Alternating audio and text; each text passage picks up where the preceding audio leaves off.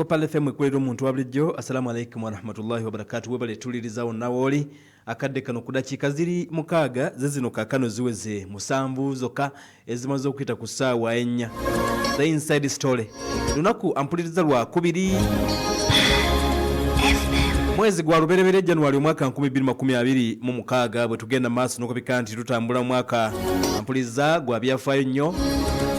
obadde gulindirirwa paka bwe gwatuuse egenda kubeera wiiki ejja eggwanga lino ligenda kuba of course lisalawo ani agenda tukulembera mu palamenti y'eggwanga kossa ku ntebe ennene y'obukulembeze bw'eggwanga essanja ekiddako tebikyali byambu musimanya mwezi gujja mwaka gujja nedda wiiki ejja tugenda kuba lwa 2 nga bwe luli olunaku olwaleero wiiki ejja kampeyini zinaaba zikomekkerezebwa olw'okusatu abantu bawummule kati ku lwokuna kiggwe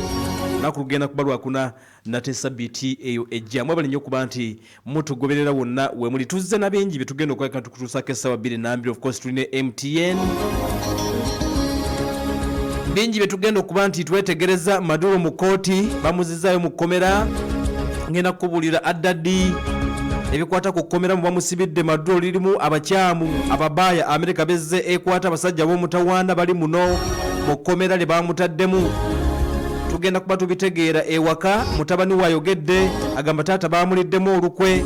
gavumenti buli kimu kyasigadde kitambula taata yekago baatutte Maduro omutabani ayogedde wali apuliza mu kibuga ekiyitibwa Caracas kakati mu wakati nga bisuubirwa nti tebagenda kukoma ku ggwanga lya Venezuela Abairani bo kye bakoze batandikiddewo dduyiro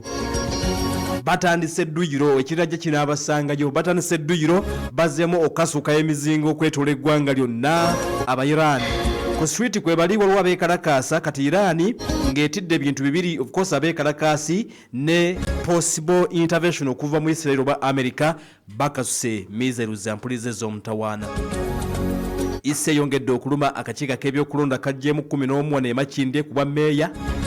kati ate tutegedde nti essaawa yonna waliwo omulala enswera okukisenge etugambye nti essaawa yonna it is a matter of time waliwo gwe bagenda okuba nti bagira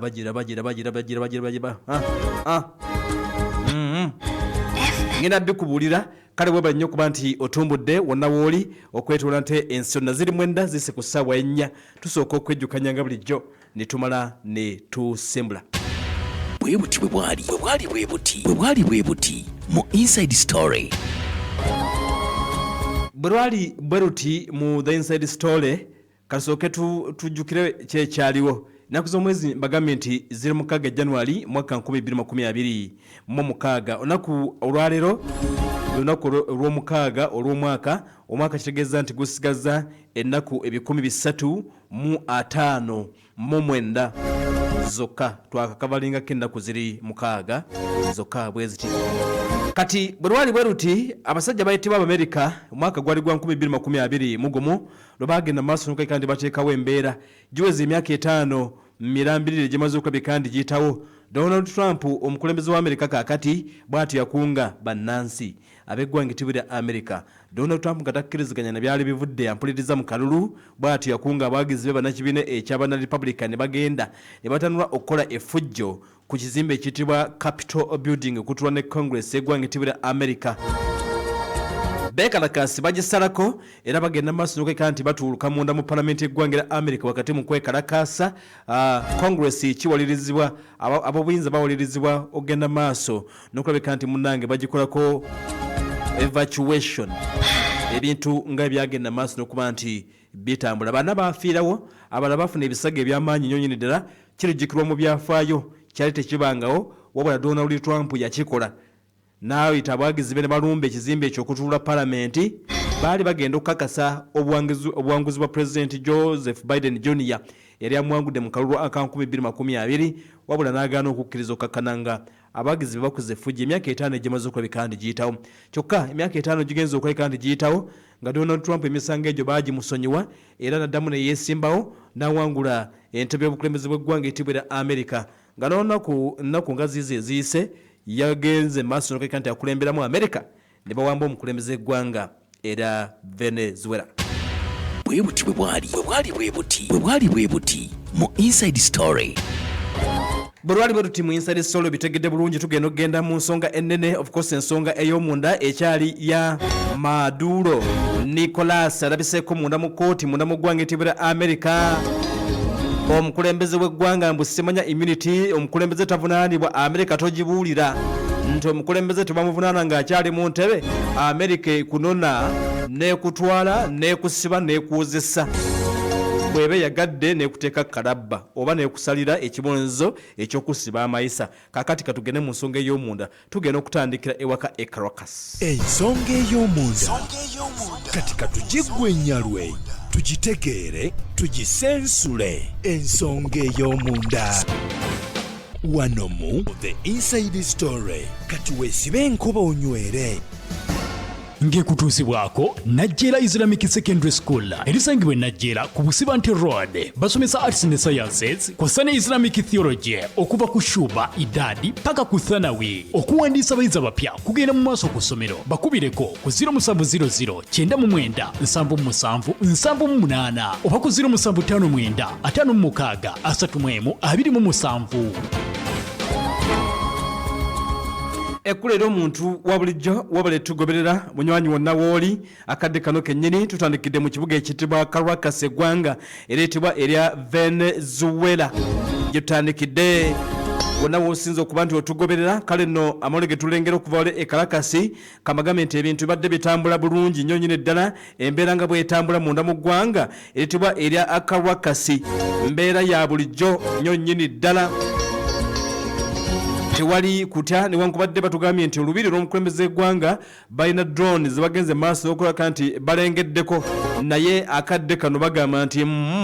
embeera ebadde etambula bulungi nnyo nnyini ddala tewali mbeera yonna eremesa omukulembeze akulembera eggwanga eryo kakati mu mbeera ey'okukolanga acting president Delkey oba Delce Rodriguez ebintu agenda maaso n'okuba nti munnange abitambuza mpolampola abitambuza mpolampola era nga palamenti ekola bulungi nnyo kakati ampuliriza katandikire wano mutabani w'omukulembeze w'eggwanga mutabani w'abadde omukulembeze w'eggwanga erya Cuba rather eggwanga etibira Venezuela mutabani we agenze maaso n'okweka nti ayogedde omulundi ogusookedde ddala omutabani agenze maaso n'okuba nti ayogedde n'agamba nti byonna ebyagenze maaso n'okweka nti bibaddewo munda mu ggwanga eryo babikanga olukwe okusinza ku mawulire ge tugenda maaso n'okweka nti tufuna mutabani wa Maduro avuddeyo n'ategeeza nti taata baamuliddemu lukwe agambye nti taata yaliiriddwamu lukwe wabula nti akadde kagenda okutuuka ensi egenda kuba emanya ekituufu ekyabaddewo amawulire ge tufuna kaakano okuva munda mu ggwanga erya Venezuela ategeeza nti bannansi bonna abakuze nabagaa nti bwe kiba nga kisoboka okuvaayo okwekalakasa muveeyo mugende ku street mugende maaso n'okweka nti mulwanirira omukulembeze wammwe tekisoboka kulabika nti taata w'eggwanga atwalibwa tekiyinzika kubanga kibeera bwe kityo ne tusirika busirisi. Maduro omuto ayogedde Maduro omuto mbagambye nti ayogedde agambye tetusobola kusirika busirisi tugenda kuteekawo embeera tugenda okwekalakaasa okumala ebbanga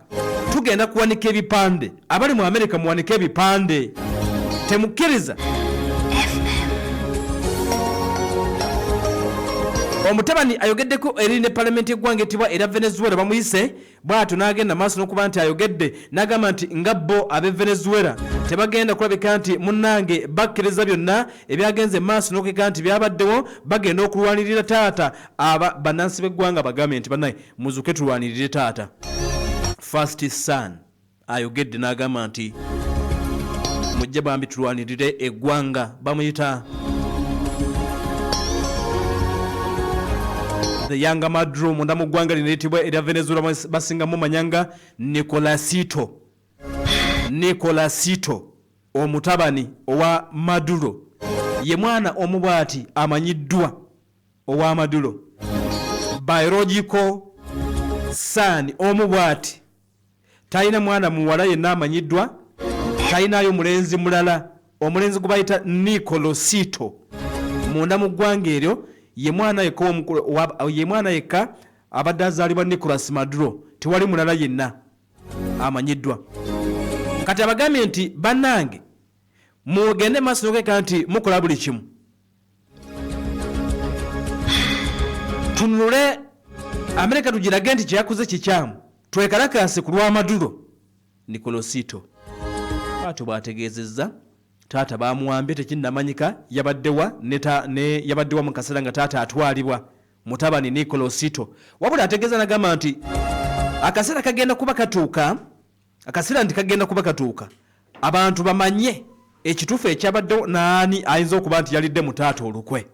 Nicolosito bwatu bwategeezezza. Amawulire agabadde gatambula okuva e Venezuela gabadde gategeeza nga gagamba nti ebyaddala taata Nicolas Maduro walabika nga waliwo baamuliddemu olukwe. Kati omutabani Nicolosito Maduro ategeeza n'agamba nti akaseera kagenda kulabika nti katuuka ensi etegeere ani yalidde mu Maduro olukwe, ebintu nga ebyatambudde. Mutabani yekka omwana omu bw'ati owa President Nicolas Maduro omunaanule eyawambiddwa eggwanga etibwa erya United States of America nga bwe tugenda maaso n'okukira tugafuna. Naye Maduro ono mu maka g'obukulembeze bw'eggwanga mwabadde asinze okulembera eggwanga eryo abadde alinamu abaana 6. Omwana ono Nicolosito katugambe nti omukulu era omwana yekka biological gwabadde ayina biological son yekka. Abaddemu n'abalala nga 2 byagenda maaso nti akolako adoption oba yaba adoptinga naye nga si yabazaalira ddala n'abafuula abaana be. Tetunnamanya lwaki yazaala omu. Waliwo ngambye wano nti abadde mu kutambuza njaga mu kifo ky'okuzaala yadda mu kutambuza njaga. Abadde alina omwana omu musajja wattu bw'ati myaka 63 abadde alina omwana omu. Kakati omukyala gw'abadde alina gwe bayita Syria Flowers yajja n'abaana 3 ensi nga si yabazaala era babadde tebannaba kufuna mwana yadde omu bw'ati. Newankubadde yamufumbirwa mu mwaka gwa 2013 naye babadde tebalina mwana. Wabula omukyala yajja n'abaana 3 mu maka ga Nicolas Maduro. Kati omulenzi abadde alina omu yamuzaala mukyala mulala. Omukyala ono abadde alinawo abaana be 3 ewaka naye nga yajja nabo baana bajja na nnyina n'abaana abalala byakolako adoption Nicolas Maduro. Kakati mutabani we omu bw'ati yavuddeyo n'agenda maaso n'okweka nti munnange ayogedde n'agamba nti nkimanyi nti taata yaliiriddwamu lukwe. Bw'abadde ayogerako eri Kongolesi eggwanga etibira Venezuela oba palamenti eggwanga eryo n'agamba nti you made all of us in the family strong people. Aweereza obubaka eri taata n'agamba nti ffe ffenna mu family obadde otufudde b'amaanyi. We are here doing our duty until you return. Tugenda kubeera wano okukola buli kimu taata okutuuka ng'okomyewo. The country is in good hands. Eggwanga liri mu mikono mirungi. Daddy and son, we shall embrace each other here in Venezuela. Tukakasa tujja kuddamu tulabanganeko wanewaka muna mu ggwanga lya Venezuela. And you will see the boys. Ojja kuba abalenzi b'obalaba b'oyagala ennyo. Syria, you will see them. Mama Syria naawe abaana ojja kuba obalaba. We shall see each other. Tukimanyi nti tujja kuddamu tulabagane. Taata muwamba ali muna mu ggwanga lya America. Omutabani ali waka agambye nti byonna bijja kuba biggwa. Bijja kuba ampuliriza biggwa embeera nga bwetambula nga sirina kutwalako mu kooti nga nkubuli ebimu ku byabaddeyo muna mu ggwanga etibwa lya America. Kakati wane waka abagamba nti lwabadde lukwe bayinza okuba nga beeyongera okuba abatuufu. Buli kimu by the way kitambula normally munda mu ggwanga lya Venezuela. Normally parliament yagenze maaso n'okweka nti yatudde. Omukulembeze entebe yagitudde mudda mukyala Rodriguez entebe yagitudde mudda. Ayogedde n'Abamerika n'abalaga nti talina buzibu asobola okuteesa nabo wabula abajjukiza n'abagamba nti naye n'oli gwe mwawambye bw'ati bulijjo bw'abadde abagamba ebyokujja okumuwamba beedde tebikola kubanga abadde musajja mulungi ng'asobola okuteesa. Embeera nga bw'etambula kati abagambye nti mujje tusobola okuteesa ne tutabeera mu byadduka Flowers.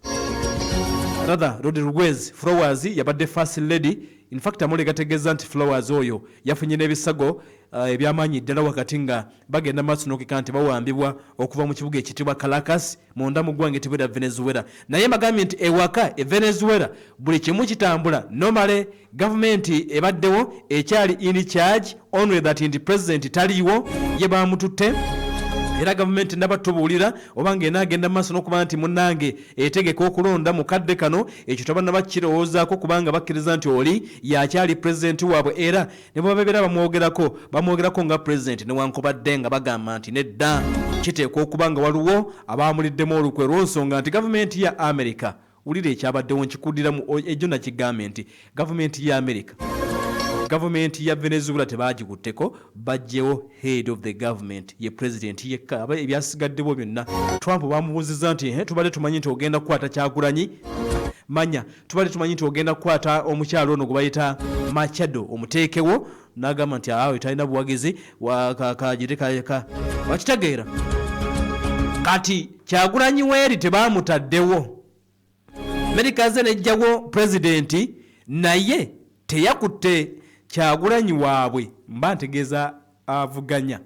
bwe njogera Kyagulanyi okitegeera tebaamukutte ne bamuteeka mu ntebe gavumenti baagireseewo kakati vice president wano tulina Jessica Alupo najja n'akwatamu buli kimu nekisigala nga bwe kyabadde ekibuuzo kiri nti lwaki tetunnaba kumanya ebira bwe tuweetambula palamenti yatudde ne balaga nti bakyalitte mu Maduro era bamwogerako nga pulezidenti era bagamba nti bamusabira akomewo wabaddeko n'okwekalakaasa okutontono mulamu ggwanga ero eyitibwa erya Venezuela nga bagamba twagala musajja waffe kakati newankubadde byonna byabadde bigenda mu maaso Nicolas Maduro yazzeemu n'alabwako munda mu ggwanga etibwa America ng'aleetebwa ampuliza wakati mu kooti ne mu kyalo gwe bayita Syria Flowers nga bagenda maaso n'okulabikako ampuliriza mu kooti okulabika nti batandika okuwera ennemba n'emisango egy'okukusa enjaga kakati nga bwe kyabadde kisuubiddwa omukulembeze ono Nicolas Maduro eyabadde kidnapped munda mu ggwanga lya Venezuela bamubuuzizza omulamuzi mugambye yegwe Nicolas Maduro Moros please are you Nicolas Maduro Moros yegwe Maduro yazzeemu n'agamba nti I am the president of Venezuela yes yenze president wa Venezuela oli teyataddeko kya president yamubuuza nti are you Nicolas Maduro Moros n'amugamba nti I am the president of Venezuela yenze president wa Venezuela I consider myself a prisoner of war nkakasa nti ndi POW bampambye buwambi I was kidnapped at my home in Caracas bampambye buwambi yabadde ayogera mu Luspaana omulamuzi ng'ayogera mu Luzungu nti headset zino ziyabadde alina ku mutwe nga zisobola okugenda maaso n'okuba nti oba olyawo zimuvuunulira bye babadde boyogera wali nga ze bitaputera ng'abitegeera bulungi n'abagamba nti nze pulezidenti w'eggwanga lya Venezuela era ofaananako nga Saddam Hussein bwe yali mu kooti mu myaka giri omwaka gwa 2005 apaka 2006 baamutira mu kooti wonna Saddam Hussein nga bamuwozesa newankubadde kooti eyatuula teyali mu America baali mu Baghdad wabula Saddam Hussein enfunda eziwera bwe baamubuuzanga ekibuuzo nga bagamba nti please some respect I am the president of Iraq nze pulezidenti w'eggwanga lya Iraq mumbuuze ng'ababuuza president munkwate bulungi ng'abakwata pulezidenti w'eggwanga balamuzi mmwe nkimanyi si mmwe batuufu nkimanyi Amerika yeri mu kumpozesa naye munkwate nga president Saddam bwe yabagamba mu biseera biri kakati ne Maduro after emyaka egiwerako nga Saddam yavuddewo ebyaddala ekyabaddewo Maduro yazzeemu ekya Saddam babadde bamugamba nti yegwe Nicolas Maduro Moros n'abagamba nti yenze president ndi muwambe bampambye buwambi okuva mu maka gange e Caracas nze president w'eggwanga kale nno tekyalobedde mulamuzi genda maaso nokaga nti emisango bagimusomera egy'okukusa enjaga egimu ku jona gigambye olunaku oluyise era nga bategeeza nti bagenda kubamuza mu kooti ennaku z'omwezi zigenda kubeera 17 omwezi ogwokusatu Nicolas Maduro abadde omukulembeze eggwanga ereetebwa erya Venezuela nga labiseko wali munda mu kooti naye nga security ampuliza yabadde eraga nti eri gulugulu bamuleetedde mu chopa wakati mu security ey'amaanyi ddala abadde omukulembeze w'eggwanga Nicolas Maduro kakati musibe Amerika yemulina ewaka mu ggwanga lya Venezuela mbagambye nti buli kimu kitambula normally majje weegali ebyokuwanisa byasigaddewo poliisi weeri palamenti yatudde omukulembeze waali ne baminisita bonna tekuli yadde yafiiriddwa ekifo Amerika ze nepiikingamu just head of state nemutwala kakati ngenda okukomawo nkubuulire ekkomera lye bayita Brooklyn Detention Center mu baamusibidde ndimu ku makomera America gasinga okuba nti yesiga mulimu abasajja ab'omutawaana ne Maduro mu bamutadde. Tuli mu nsonga of course ey'omunda. Ensonga ey'omunda katika tugigwennyalwe tugitegeere tugisensule. Ensonga ey'omunda wano mu The Inside Story. Kati weesibe enkuba onywere. ng'ekutuusibwako Najjera Islamic Secondary School erisangibwa Najjera ku Busibante Road. Basomesa arts and sciences kw'ossa ne Islamic theology okuva ku shuba idadi paka ku thanawi. Okuwandiisa abayizi abapya kugenda mu maaso ku ssomero. Bakubireko ku 0700 99 77 78 oba ku 0759 56 31 27. Kula lya muntu wa bulijjo wabale tugoberera wonawo kyasinzira Uganda Halal Bureau. Ekyo kitongole kimunazi okwekenna ennyo mutino gw'ebintu bitukusoma nga biri halali okuli ebyokunywa n'ebyokunywa kampuni baddemu okujjukiza nti batuukirire basobole okukakasa by'okuluba nga biri halali. Genda ku Sir April Kagwa Road watandikira plot 2 Dairy Gardens bulijjo bagamba nti kozesa ebikakasiddwa nti biri halali kebera ky'ogulaba nga kiriko akabona ka Uganda Halal Bureau keetooloovu muna mulimu ekigambo halali kiri mu lulimi Luwarabu. Wajja bafuna ng'okubye ku nooti nnyaye munnya 2335 nkaaga mwemu wajja kuba ate munnaffe bafuna bulungi buli kimu ate kitambule balabala. Nenkujjukiza bapyo Herbs Clinic ogenda kubasanga wali ekyebando waggulu awo emabega wa Starbucks oba emabega wa Butaba Supermarket bakujjanya bisidagala nga butonde na mmere. Bagamba nti gw'omwami ng'ensonga z'essenge zitagala ofiisa omugongo gukuluma ekyupa eryemu bagiyita prostate Herbs egenda kuba ekolako mu ssaawa ntono ojja kuba oteredde bulungi ate nga ya mitwalo 4 n'ekitundu. Omuvubuka bakuleetedde ka Alpha weekali kagenda kuba kakuyambako nnyo weezanyiikirizaako wanafu wa kendera mu size eddagala eryo ku mitwalo 4 n'ekitundu eriyitibwa Alpha weeriri. Doozi ya Alsa gye bayita Alsa Herbs ku mitwalo 4 n'ekitundu. Omugongo gukuluma ennyingo Alsas ne Hania bamujjanjaba n'owuna kuba essimu eddagala balireete katikati. Nooti 752 9824 nooti 752 98 24 anamwemu notu musamukaga musanvu 3 gendayo kakati oba okuba essimu eddagala balireete nooti 752 9824 anamwemu. Nenkujjukiza Matuga Mix Secondary School